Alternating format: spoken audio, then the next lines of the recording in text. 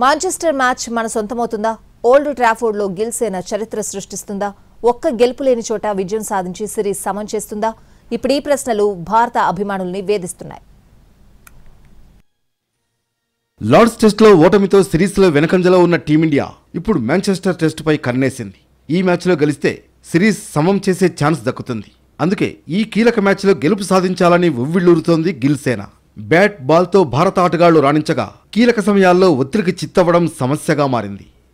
మాంచెస్టర్లోని old Trafford మైదానం వేదికగా జరగనున్న ఈ మ్యాచ్ భారత్కు చాలా కీలకమైనది.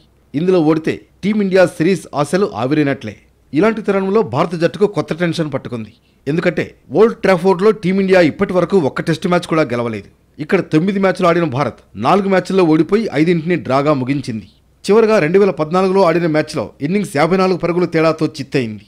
అయితే ఈ సిరీస్కు ముందు ఎడ్జ్బాస్టన్లోనూ టీమిండియాకు విజయం లేదు. కానీ ఈసారి భారత్ అక్కడ అద్భుత విజయం సాధించింది.